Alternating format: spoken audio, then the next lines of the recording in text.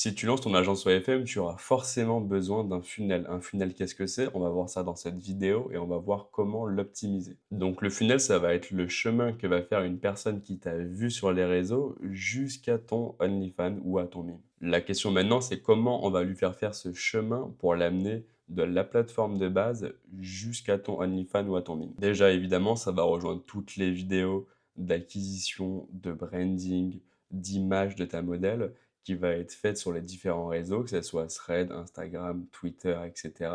C'est de là que ça va partir et il faut que ta modèle soit visible, voire virale directement depuis cette plateforme pour faire de la visibilité. Ce que tu dois comprendre, c'est qu'il faut forcément beaucoup de visibilité parce qu'il va y avoir un écrémage. Donc, beaucoup de personnes, un écrémage quand ils vont aller vers le lien et après, il y aura un petit peu de monde sur ta plateforme.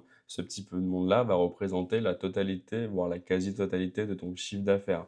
Donc c'est important de comprendre qu'il y a son écrémage qui va se faire et qu'il faut que du coup à l'entrée, il y ait beaucoup de monde qui voit ton compte. Donc pour pouvoir retenir beaucoup de monde, il faut du monde à la base et pour ça, il faut faire des posts, des réels, un branding qui va donner aux gens de s'arrêter et de te suivre. La base qu'il faut comprendre, c'est que ce sont des fans. C'est des fans qui vont suivre les aventures de ta modèle avant d'aller après s'abonner à ta plateforme.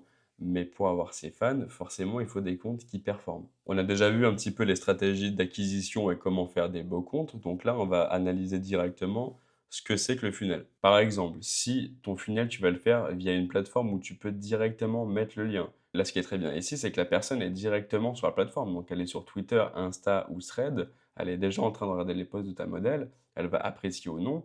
Et si elle apprécie, elle n'aura plus qu'à cliquer le lien et à être redirigée vers le web.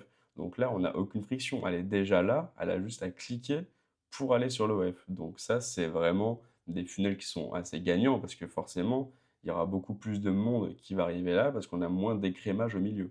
Après, tu peux avoir des variantes aussi. Si tu fais une modèle qui est par exemple un peu timide ou exclusive vraiment, où ça va être compliqué de l'approcher parce que dans la tête des gens, il faut qu'elle soit vue comme une influenceuse vraiment assez renommée.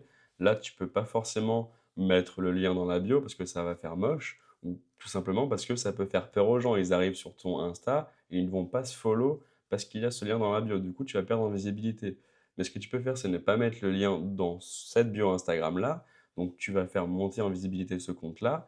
Et après, dans ta bio, tu mettras une redirection vers un autre compte. Tout simplement, tu mets ton arrobase avec un autre compte que tu auras fait pour cette modèle. Et là, dans ce compte-là, il y aura le lien. Donc, ça sera un compte qui sera pareil avec un branding tout aussi bien que les autres.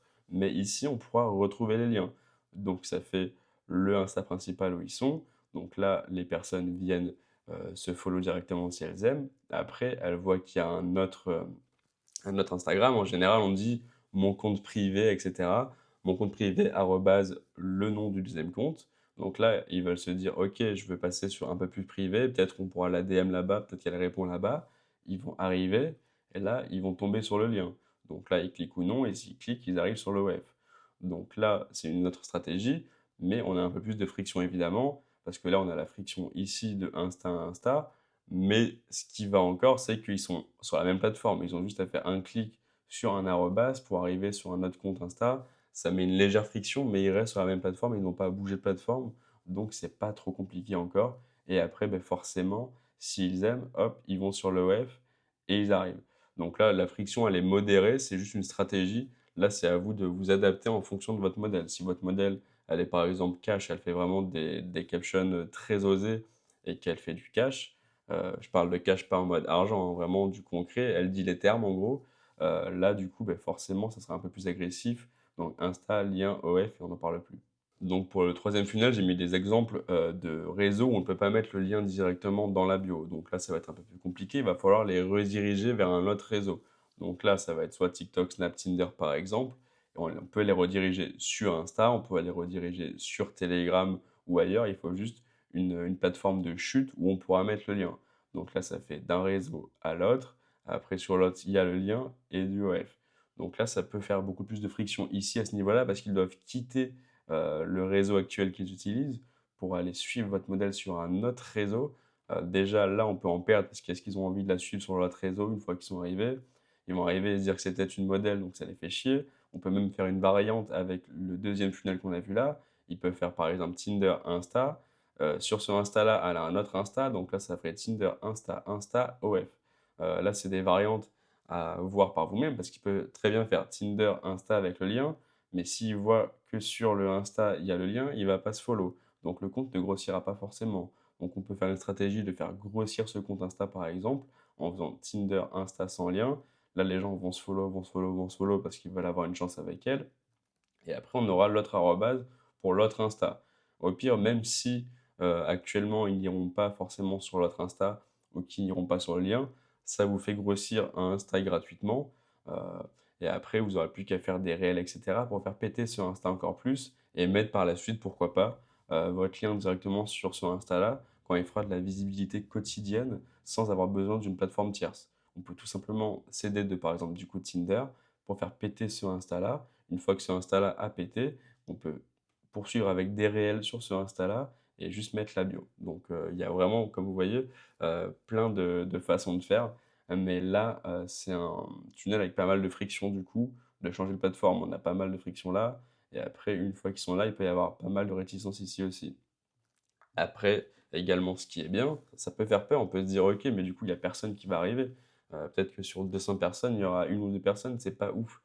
Euh, c'est peut-être pas ouf dans votre esprit, mais dites-vous que ces deux personnes, elles ont été motivées d'aller de là à là, d'après aller sur le lien et de s'abonner après. Donc, si elles sont motivées à faire ça, c'est qu'elles ont un potentiel beaucoup plus fort en termes d'achat, parce qu'elles ont déjà créé elles-mêmes en eux-mêmes un lien beaucoup plus fort sur votre modèle. Donc, ça veut dire que s'ils sont arrivés jusque-là, on a beaucoup plus de chances de lui vendre des médias et de faire du cash derrière. Donc, c'est intéressant aussi à ce niveau-là. On peut avoir une friction qui est très légère, comme sur le premier funnel, mais au final, vu que c'est léger, les gens viennent tous et ils veulent pas forcément acheter, ils veulent juste regarder le feed de votre modèle. C'est juste des time wasters, ils vont juste vous parler pour rien et vous faire chier et pas faire de cash. Tandis que là, s'ils sont arrivés jusqu'au bout, c'est qu'ils sont vraiment motivés et que vous pourrez faire du cash avec. Donc j'espère que vous avez vraiment compris, comment se déroule un funnel et l'importance de la friction. De manière générale, au moins on a de friction, au mieux c'est, au plus on fera de volume en termes de sub. Et après, il y a plein de variantes à mettre selon votre stratégie à vous. Est-ce que vous voulez faire grossir un compte? Est-ce que vous voulez faire du volume rapidement? Ça, c'est selon votre stratégie à vous. Mais j'espère que vous avez compris au moins comment se déroule un funnel et faites du cash.